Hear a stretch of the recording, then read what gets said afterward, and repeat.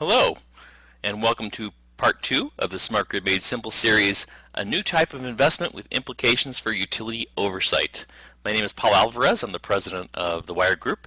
I've got 12 years of experience in the electric utility industry, including some unique experience in smart grid deployment evaluations, which I covered in part 1. If you haven't seen part 1, I encourage you to review that.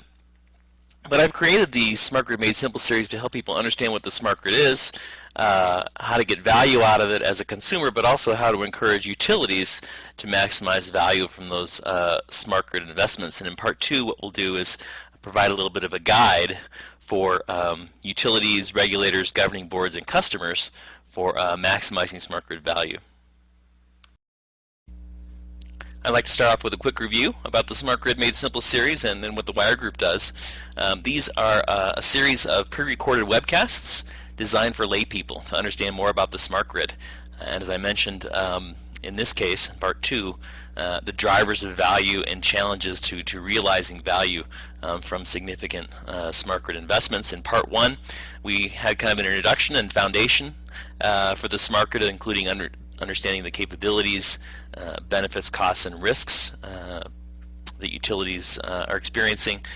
Today we're going to talk about the implications of the findings from 2 deployment evaluations that my teams have completed in Colorado and in Ohio. If you want to find more about that, again, I encourage you to review part 1 in the series, and then part 3 is going to talk about specifically investor-owned utilities.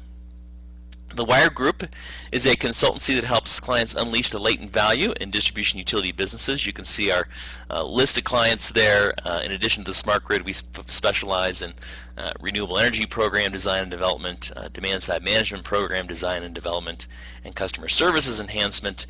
And our engagements cover all parts of the project life cycle, from strategic development and planning through execution of a project, and then performance measurement, performance improvement. For part 2, we're going to start out with a review of the key points from part 1. Again, I encourage you to check out part 1.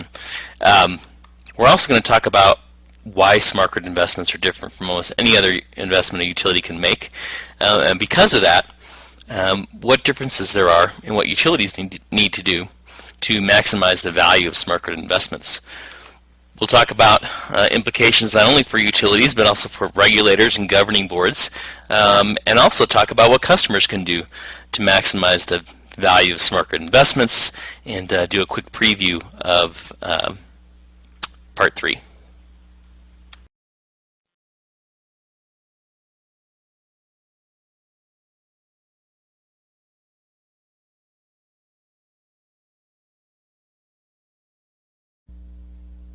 So in part 2, one of the questions we're going to address is why smart grid investments are different.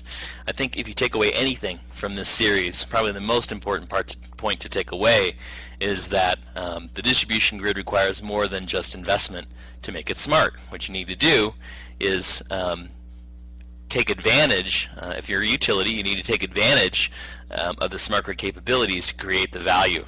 And that point is why smart grid investments are different than almost any other kind of investment a utility can make. If you look at a standard kind of distribution utility investment, they have wires, they need to increase capacity, right? Or they have a substation they need to overhaul to improve reliability, right? These things are needed, and as long as they're fairly procured and they're in operation, called commissioning in utility speak, the customers get the value out of that, right? They get the improved reliability, they get the value of additional capacity that they now can use. So it's pretty black and white.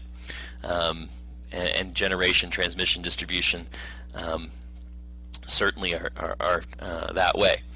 The difference in smart grid, as I alluded to, is that just putting the money in doesn't create the value. The value is created with what the utility does with these capabilities, and it goes back to how a utility designs its smart grid in the first place and where it puts its money. It goes to the implementation phase and what kind of change management it does to improve internal operating processes and organizational capabilities and data utilization and customer services enhancements, which kind of gets to the optimization component. And so if you do those things with smart grid investments, that's how you get the customer value. Until you do those things, you don't necessarily get the customer value. So given that these smart grid investments are so different, it may not surprise you that the things that utilities need to do to maximize value are different as well. And so what we found is that change management is critical in the implementation and optimization phases to make maximum use of these new smart grid capabilities. Change is difficult for people, change is difficult for organizations, and so just a few examples here that I'd like to go over with you. Because if you're not doing change management, you're not maximizing the benefits. Budget reallocations. Sure, some departments' costs are coming down because of the smart grid, for example, meter reading, but other costs are going to have to go up. In fact, we found in our travels, in our client base, examples where capabilities aren't being maximized because of IT budget limitations. So some budgets are going to have to go up. New capabilities are required. You know, you've got IT people who need to know more about electrical distribution engineering, and you also have people in the field, linemen and troublemen, who need to know about all this new equipment that's going in, and what a firmware upgrade is, and a software upgrade, and how to manage this stuff. So organizational structures and capabilities are certainly something that needs to be adjusted in a change management process. New processes and governance. You know, how's the call center taking advantage of new smart grid capabilities? How's the distribution control center taking advantage of new smart grid capabilities? How is the distribution engineering and distribution capacity planning using these new capabilities? So lots of new processes that needed to be improved, as well as associated governance and incentives. You know, we've run into situations in which utilities don't make a certain capability, for example, available to the call center.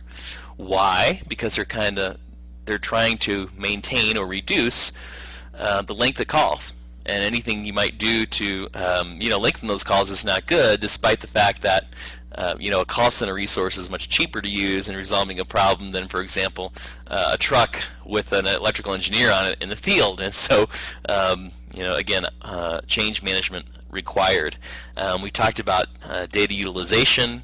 The easier you make it on employees to get access to and utilize data in their pursuit of their duties, the more likely you're going to see those capabilities utilized. And so data utilization and systems integration is critical, as well as how do I employ these things to customer benefit and what customers can see and feel. And we'll give you some examples here in the next few slides. So if you're a utility, the key implication is conduct your change management. But if you're a regulator, or the member of a governing board for a municipal or cooperative utility, what is it that you can do to maximize the benefits of the smart grid? Well, the first thing is to recognize that once the investments are made or approved by you, then your work is not done. The work has just begun. And figuring out ways to encourage your utility to take the next steps and maximize the value of those investments is particularly important. Understand if your utility has not already commenced some smart grid investing, what your design options are, what the economics are, both for various capabilities, what should we focus on, various geographies and circuits, which one should we focus on. Communications network decisions are critical at early stages, and understand for each of the capabilities you've decided to focus on, what are the inhibitions to creating value from that capability, what are the drivers, and use that to help you guide your decisions. Require change management plans annually from your utility so you can make sure that you know that they're focused on maximizing benefits. And finally, research what other utilities are doing. A lot of cool stuff going on out there. Every utility is different, but the organizational changes, the process improvements, the incentive changes, all things you can learn from other utilities. Systems integration and data utilization, how people are using these new capabilities, very valuable. And then finally, the customer services. Outage information services are a cool thing that utilities are providing for customers using new smart grid capabilities. Usage data access, prepayment options, high bill warning reports, load management services. These are all things that utilities can other utilities are doing that can help inform what your utility should be doing. What can you do as a customer to maximize the benefits of the smart grid? Well, the best thing I could encourage you to do is to seek out these time of use rates, associated demand response programs your utility might offer.